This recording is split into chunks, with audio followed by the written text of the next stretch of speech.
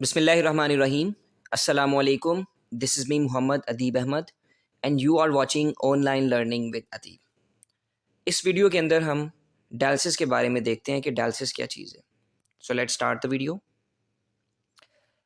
Dialysis is an artificial process to eliminate the waste product and unwanted water from the blood. Dialysis क्या एक artificial procedure है हमारी बॉडी से waste product को रिमूव करने के लिए और जितना भी अनवांटेड जो पानी है उसको रिमूव करने का ये एक आर्टिफिशियल प्रोसेस है. वैसे तो ये काम हमारी किडनी करती है, बट अगर किडनी हमारे दोनों ही ख़राब हो जाएं तो फिर हमें क्या करना पड़ता है, ये आर्टिफिशियल प्रोसीजर करवाना पड़ता है. Patient with and stage of kidney failure depend on dialysis for his survival. अगर किसी की दोनों किडनीज फेल हो जाती हैं तो फिर वो पेशेंट जो होता है वो कम्प्लीटली डिपेंड करता है डायलिसिस के ऊपर अगर उसने ज़िंदा रहना है, क्योंकि ज़िंदा रहने के लिए हमारी बॉडी से वेस्ट प्रोडक्ट जितने भी हैं उसको रिमूव करना ज़रूरी है. But dialysis can not replace the efficiency of kidney. जिस तरह किडनी आप कह लें कि किडनी की जो एफिशिएंसी है, हम जो कुछ मर्ज़ी खा लें तो किडनी अपना काम प्रॉपर करता रहता है, इसी तरह डायलिसिस जो है वो अपना काम प्रॉपर नहीं कर सकता, उसकी एफिशिएंसी किडनी जितनी नहीं हो सकती.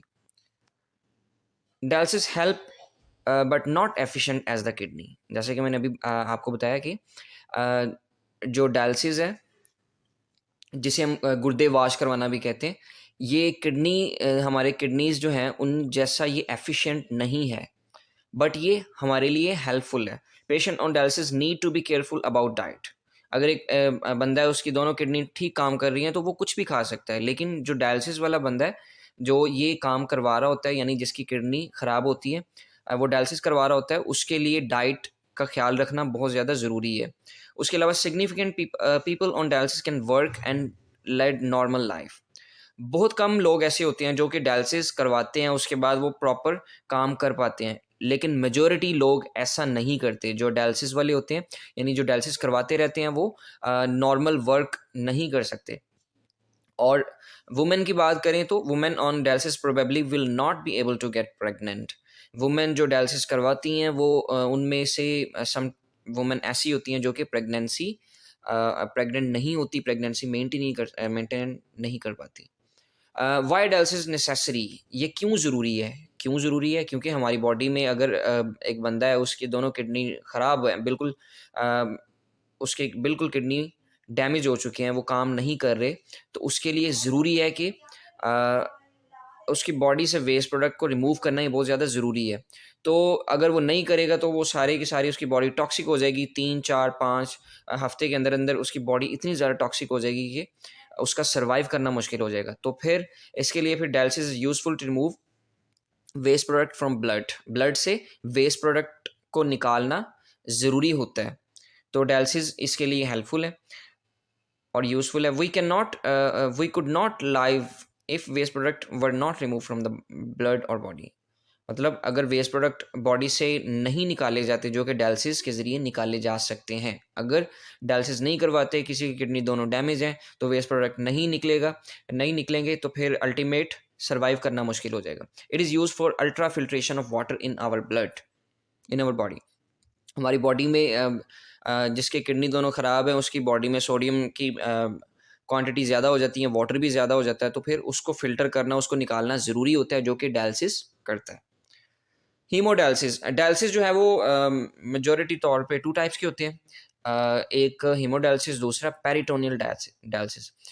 जो मोस्ट कॉमन है वो हीमोडायलिसिस है, तो हम इसके बारे में बात करते हैं कि हीमोडायलिसिस क्या चीज़ है. Waste and water remove through the circulating blood outside the body through an external dialyser which is called as artificial kidney. जितने भी हमारी बॉडी से वेस्ट प्रोडक्ट और वाटर, जो अनवांटेड वाटर है, उसको रिमूव किया जाता है थ्रू द सर्कुलेटिंग बॉडी, यानी कि ब्लड के ज़रिए उसको रिमूव किया जाता है, और ये काम आउटसाइड द बॉडी यानी कि बॉडी से बाहर किया जाता है. किसके ज़रिए फिर किया जाता है? डायलाइज़र के ज़रिए, जिसको आर्टिफिशियल किडनी कहते हैं.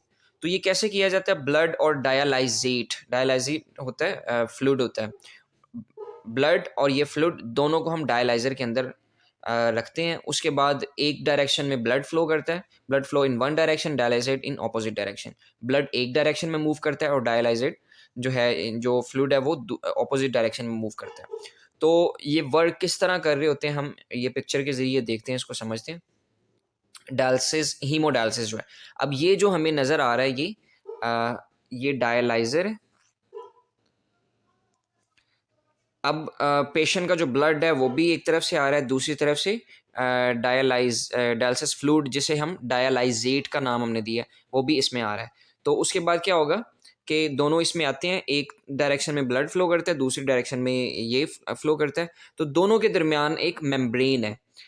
इस मेम्ब्रेन ये मेम्ब्रेन क्या करती है कि ब्लड में से जितने भी यूरिया, यूरिक एसिड, क्रेटिनिन, इस तरह के वेस्ट प्रोडक्ट होते हैं, वो ये डायलाइजेट, ये जो फ्लूइड है वो क्या करता है, उसको एब्जॉर्ब करता है। एब्जॉर्ब करने के बाद वो उसको फिर वेस्ट कर देता है। तो इसी तरह पेशेंट का जो ब्लड है वो इस तरह मूव करता रहता है और वो साफ हो के उसके अंदर एंटर होता रहता है। तो इस तरह पेशेंट का जो ब्लड है वो आप कह लें कि उसमें से वेस्ट प्रोडक्ट को रिमूव किया जाता है और दोबारा पेशेंट के अंदर इंसर्ट किया जाता है ब्लड।